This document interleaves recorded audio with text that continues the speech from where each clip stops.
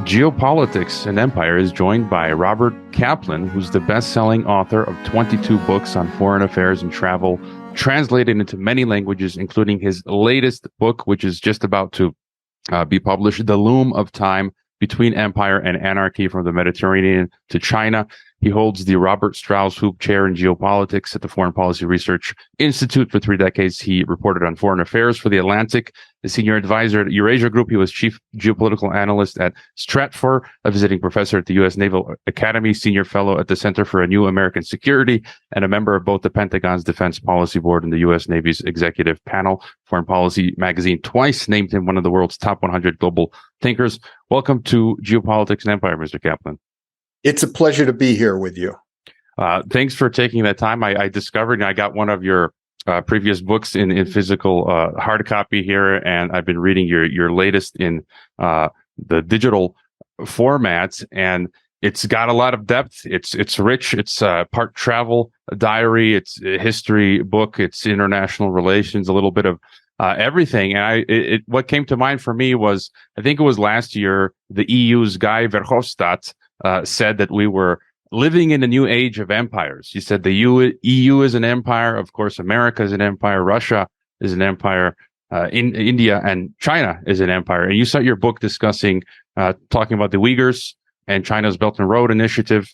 You also end the book discussing China and the world island of Mackinder.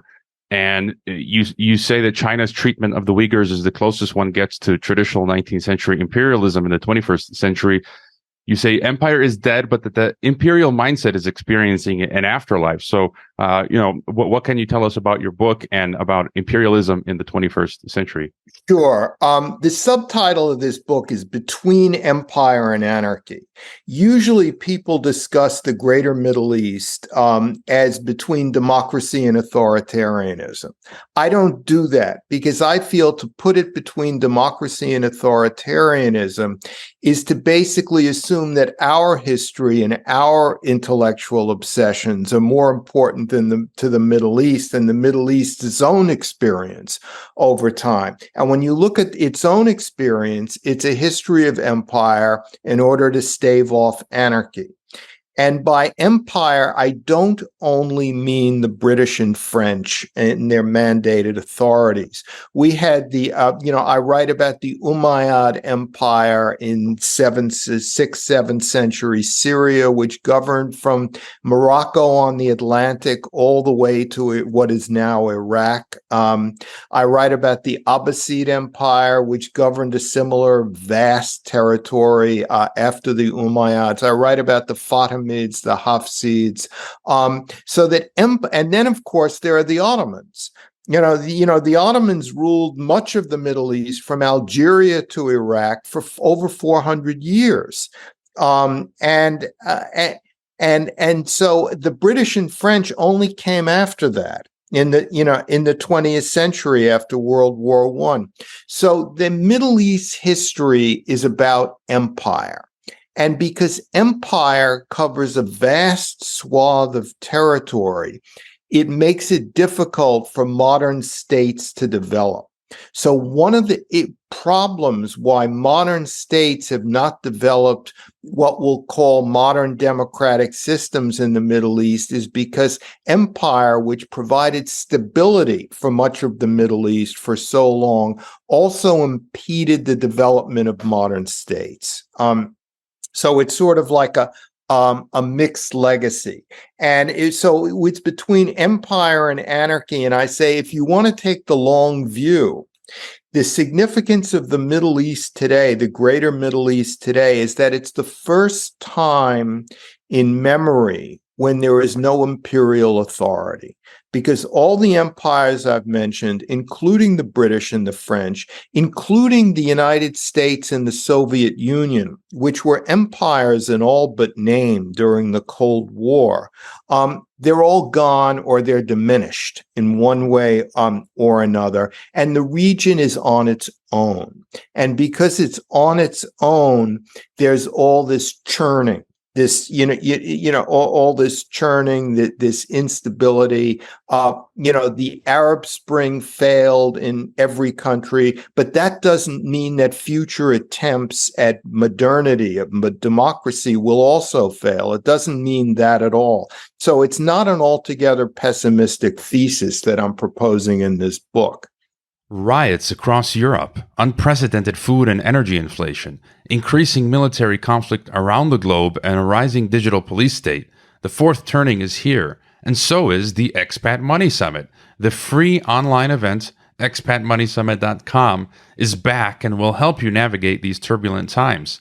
Featuring dozens of renowned experts such as Dr. Ron Paul, international man Doug Casey, Jim Rogers, and Mark Faber, the summit will reveal how you can reclaim your freedom abroad, reduce your tax bill, protect your wealth, obtain multiple citizenships and residencies, become part of a like-minded global community, and more. Founder of expatmoney.com, Mikhail Thorup, will be your guide on this journey to protect yourself from economic collapse, World War III, authoritarian Western regimes, and Klaus Schwab's Great Reset. Simply go to expatmoneysummit.com and enter your email to reserve a free ticket to the event. Do it now. And as you mentioned, currently there are really no empires in the region, but you also discuss the Belt and Road and the greater Middle East and China making inroads. You mentioned the China-Iran strategic alliance and it being a geographic organizing principle of the Middle East and Central Asia. And then in your different chapters, you focus on different countries that you visited. You've talked with elites there, which we can get into: Turkey, Egypt, Ethiopia, Saudi Arabia, Syria, Iran, Afghanistan. We don't have time for all of that, which is why I recommend the book. But before looking at some of these countries, any further thoughts on what you mentioned about China coming in now? Yes. China, China has been doing a lot in the Middle East. The Belt and Road Initiative, in terms of trade routes, roads, railways, pipelines from Western China through Central Asia, into Iran, into other parts of the Middle East. Belt and Road really is about connecting Europe and Asia through the Middle East. The Chinese have, they're big customers, the biggest customers for oil and gas from both Iran and Saudi Arabia. They're also making investments in the many tens of billions of dollars in Egypt, in the Persian Gulf. The Chinese ambition in the Middle East is more than just economic. It's military, it's diplomatic, it's cultural. And I think that this big ambition, which I bookend the book with, the beginning and the end, and deal with it in the middle, in the Egyptian chapter and all of that, it's this ambition which I think is motivating the Biden administration lately to get more involved in the Middle East. When the administration first came in, it thought it could leave the Middle East aside and concentrate on other areas. It's finding out that was naive. So the very proposal of the very exploration of the Biden administration to somehow come up with a peace plan for Israel and Saudi Arabia is motivated by the Chinese, by the fact that, the Biden administration doesn't want to stand aside and watch the Chinese move into the area. It wants its own security architecture in place. Yeah, and you kind of mentioned before how U.S. presence has been diminishing, and so now we're seeing this sort of struggle between China and the U.S. And maybe we can, Turkey is a big and important topic, and I think you begin with that. You detail in the book how you met the recent presidential candidate Ahmet Davutoglu, and you describe things how Erdogan has Islamicized the country. I lived for a few years in Kazakhstan, and I could even see the reach of Turkey out there in Kazakhstan. And he's apparently, one of my past guests, Gregory Copley, on the program of the International Strategic Studies Association, he just put out a memo saying how lately Turkey has been purging its military ranks of NATO-trained officers. which previously had been a desirable attribute. I think you sort of touch on that as well. I do touch on that. I write, it used to be that the path to generalship in the Turkish army was to spend some time as a student at Fort Leavenworth and at this Command and General Staff College in Kansas, or at other U.S. Army war college facilities. Now that counts against you. Yeah, and that sort of tells us, this turn where Turkey is headed, as you discuss in the book, and this sort of neo-Ottomanism. They've been walking the wire between East and West. And so, if you could tell us more about your thoughts on Erdogan and Turkey and where it's headed. Yes. Basically, Ataturk moved Turkey dramatically to the West. And remember, Ataturk was a man of cosmopolitanism. He grew up in Salonika with Jews and Christians and all. So he had a very cosmopolitan outlook. And that led to him being very secular. And Turkey was moved dramatically to the West. Ataturk changed he removed Arabic and made the Latin script. He had women take off their headgear. He did many. He changed the calendar. He did many things.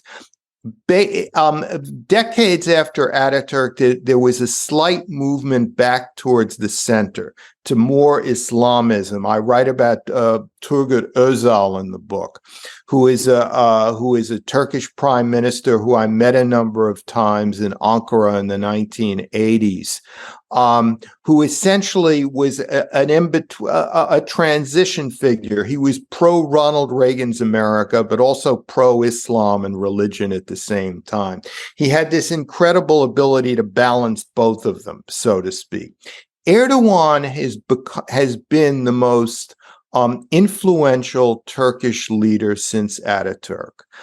He's been in power for 20 years. He's moved the country dramatically back towards Islam, sort of erasing the direction that Ataturk had given the country. And by being in power, he's also added a note of authoritarianism. Turkey is officially and legalistically a democracy, but it doesn't function that way, so to speak. So Erdogan has essentially created a quasi-authoritarian rule in Turkey. And though he won the last election, he cannot be in power forever. And what'll be interesting to see is what direction Turkey takes after him. Remember, I have the long-range view in this book. And there are two possibilities. One is that he's done so much damage to Turkish bureaucratic institutions over the past 20 years that after Erdogan, you may have a low-level Weimar Republic Turkey, a kind of, semi-chaotic, a very weak state, because there'll be a big vacuum left. On the other hand, it may go right back to a moderate democratic system that works fairly well. Erdogan is not the last word in Turkish political evolution. There will be other evolutions after him.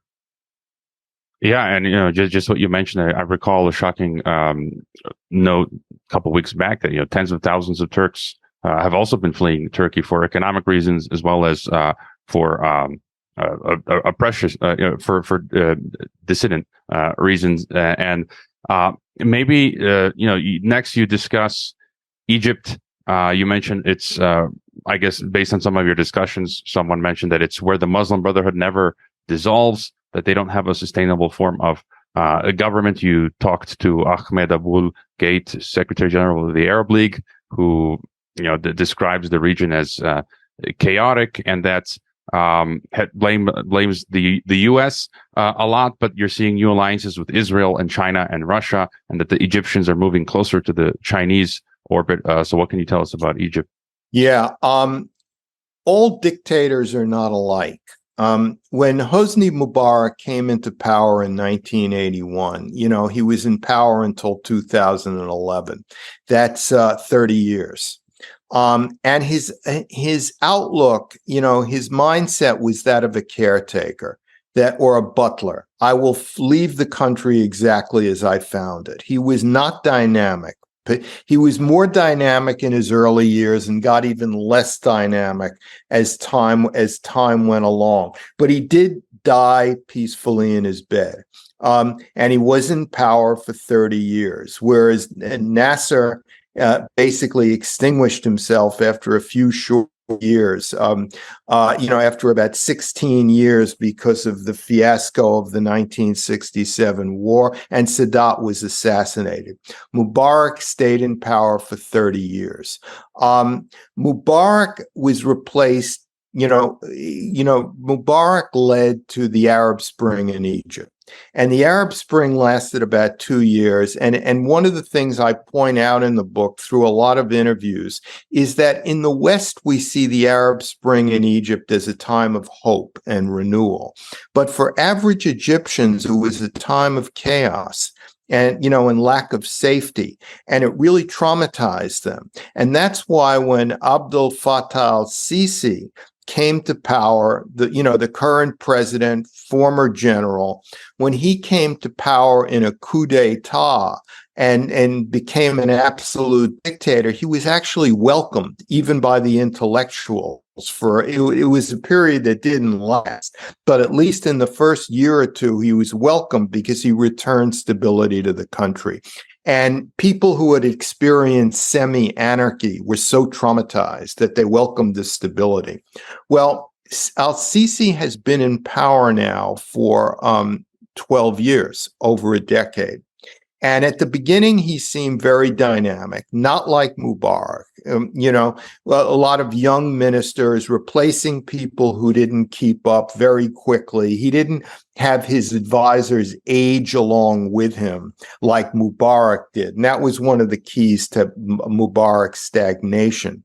And al-Sisi, but now as we're in deeply into the second decade of al-Sisi's rule, we see the same stagnation. We see that the regime has no real answers. There's water shortages, other problems. The Chinese are building these cities in the desert, a new capital for them, and that's soaking up a lot of unemployment by putting young people to work as laborers. But that's not the answer either. I fear that Egypt could evolve into a real hard regime, a regime where there are water and other shortages, and the regime has no answer to it except the iron fist, except repression. But again, reform may come to Egypt through splits in the ranks in the military. By coming, the military will have different tendencies, and that will lead to a kind of an opening. Remember, you can have reform and evolution and a lightening up of repression without democracy. You see, there are many ways that it can happen, very subtle or whatnot. So I don't entirely give up hope on Egypt. And we're gonna sort of skip ahead. You've got a chapter on Egypt, Ethiopia, which you compare to my parents' Yugoslavia. My parents are Croatian, and they emigrated from Yugoslavia. And I've had in the past Lawrence Freeman, who's worked with the Ethiopian government. We've talked about that. You also discussed the importance of the Gerd Dam. But maybe in the interest of time, to jump to Saudi Arabia, MBS, yeah, sure. Vision 2030. Saudi Arabia seems to be one of the most important, nodes in the Middle East, and you also discuss the turn toward China. So, could you tell us about Saudi Arabia, the developments there, and the importance? Yeah, Mohammed bin Salman, the crown prince of Saudi Arabia, the de facto ruler, he's a complex figure. On the one hand, he wants the society to be more open, to be more entrepreneurial, to be more dynamic, in order to prepare Saudi Arabia for an age when it will make less and less money selling oil and gas, in an age of renewables, etc. That's been the real that has been the motive behind opening up possibilities for women. Women can drive now. They can go out alone. They don't have to wear headscarves, etc. He's really made a dramatic difference in a positive way for women. And in other aspects of society. In fact, as ironic as it sounds, the only place where the Arab Spring has actually worked or is working is in Saudi Arabia with all this opening. And he's also gone away from Islam to some degree. I want to choose my words carefully. Is Saudi Arabia an Islamic state? It's the guardian of the holy places. But the Islamic conservatives have less and less influence in the country. So that's on one hand. On the other hand, he's made it a more repressive dictatorship. If you criticize the regime, or in some way get involved in attacking the regime or speaking up for political freedoms, terrible things can happen to you. So on one hand, he's made the human rights situation worse. On the other hand, he's made it better. He wants it all. He wants a dynamic, technocratic, entrepreneurial society, but also one that's absolutely locked down, where there's absolutely no criticism of the regime. And the question is that I raise in the book is he can't have it all. At some point, he'll have to make a decision or the system will crack. Right now, young Saudis I spoke to are all happy about the efficiency of the regime. The regime handled COVID very well. Everyone had an app on their iPhones, showing that they had got vaccinated, and they had to show the app when they entered shopping malls or movie theaters or restaurants. The regime really used technology to really handle COVID well. And in addition, you can renew your passport online. You can renew your driver's license online. There are so many things you can now do online or very easily, where the bureaucracy is more responsive than it used to be. And young Saudis were telling me, isn't this freedom? Aren't these human rights? And one of the things I speculate about in the book is, for the time being, they're asking a very good question because things are getting better. The system is opening up, but there may come a time when the economy is worse, when the system stops opening up, where they will interpret freedom differently. And that could be a real danger for the regime. I end the chapter with a quote from a former Washington Post scholar journalist, David Ottaway, who says that Mohammed bin Salman, MBS as he is known, is like Icarus in the Greek myth. He has wax wings and he flies too close to the sun and it all melts and he falls into the sea. And so I speculate at the end, I leave this as an open question. Will MBS be like Icarus, or will he manage to survive and have it ways, an efficient entrepreneurial technocracy that can navigate beyond the oil and gas age, and also a lockdown controlled system. You also discuss the Syrian riddle, Iraq, a bit of Libya, Iran, Afghanistan, Syria. I think is also important given what's going on there now. The Russians are there, Iranians, the Chinese. It could be a potential powder keg. But you also mentioned the word multipolarity, which is all the rage today. And I think a meeting with someone. Where you had a meeting with someone who comments, in terms of global leadership, we are in a transition period between outright American dominance and whatever lies beyond. And as we mentioned, you discussed the world island and the need to prevent the Chinese from dominating it. So any thoughts on multipolarity, the world island, and American dominance and so forth? Yeah, well, as I said, the Middle East is beyond empire for the first time in its collective history. So it means that states themselves have to forge alliances and have to form arrangements whereby they can navigate and be at peace without an outside power or an indigenous great power like the Umayyads or the Abbasids imposing order, so to speak. And I think the jockeying you're seeing, the fact that a number of Arab states, Persian Gulf states, made peace treaties with Israel is, what does that mean? What that means is these states are afraid of Iran. They know Israel is the address for high-tech military security, and they know that they can rely on the United States less and less.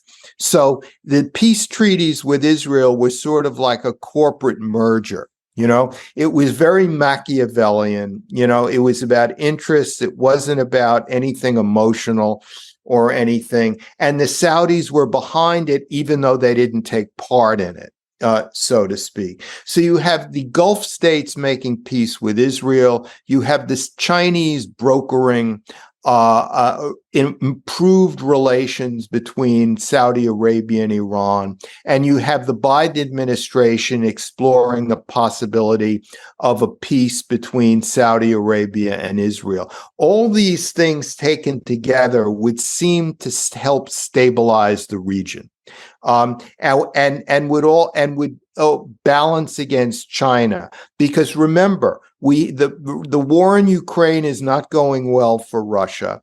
And the longer it goes on, the less Russia is capable of projecting power in Central Asia, in the Far East, etc. And that allows China to become a Eurasian power in addition to being a purely Asian power. So, this is all about limiting Chinese power. The Middle East will be a register for power relationships, great power relationships in the world, in the future. Remember, Mackinder's World Island was all about nobody dominating it, no one power dominating it. And the biggest satellite outside of the Afro-Eurasian world island was North America, was the temperate zone of North America. But if the Chinese can dominate the world island due to the weakening of Russia, this puts the United States in a dangerous situation. So I think all of this is why the Biden administration is, to use an awkward phrase, moving back into the Middle East, taking a larger interest in it. All right, we've just scratched the surface of the book. Is there any final thought for us, or any other thing you wanted to mention? Just that this is a book that, it's about travel. It's about geopolitics. It's about journalism, because I interview dozens of people in most countries that I go to, and that's all in the book. It's a book that's hard to characterize. I like to say it's a book that people used to write in the 1970s and 80s. Nowadays, everyone's a political science specialist, This is not that kind of a book. This is a wide-ranging generalist's exercise.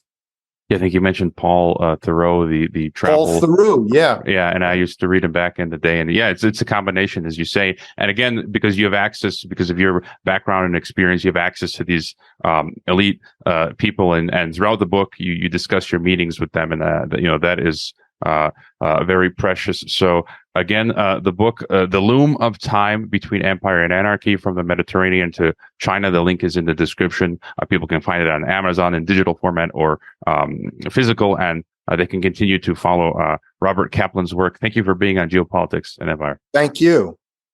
I hope you enjoyed this Geopolitics and Empire podcast. The website is geopoliticsandempire.com, and I encourage you to sign up for the free email list that goes out with each podcast and every weekend with a collection of news headlines. The newsletter and website are our last lines of defense. We're being censored and deplatformed. It's nearly impossible to find Geopolitics and Empire on the Google search engine. We've been blacklisted.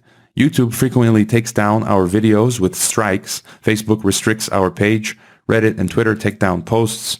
And after the Associated Press mentioned Geopolitics and Empire in a 2021 article co-written with NATO, our Patreon account was terminated. Vimeo also terminated our Pro account.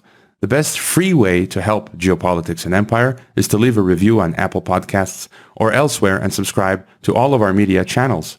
You can find the video broadcast now on 5 platforms: Odyssey, Rockfin, Rumble, BitChute, and Brighteon. You can find the audio broadcast on the podcast ecosystem: SoundCloud, Apple, Spotify, and so on. My current favorite social media channels are Twitter and Telegram, but you can also find us on Gab, MeWe, Minds, Float, VK, Instagram, Facebook, and LinkedIn. Finally, Geopolitics and Empire is in dire need of funding to continue. You can leave a donation, purchase a consultation with the host, or become a member to receive additional benefits. We also produce a weekly broadcast called Dissident Thinker for members and Rockfin subscribers only. We will continue to fight the good fight come hell or high water. Thank you for listening.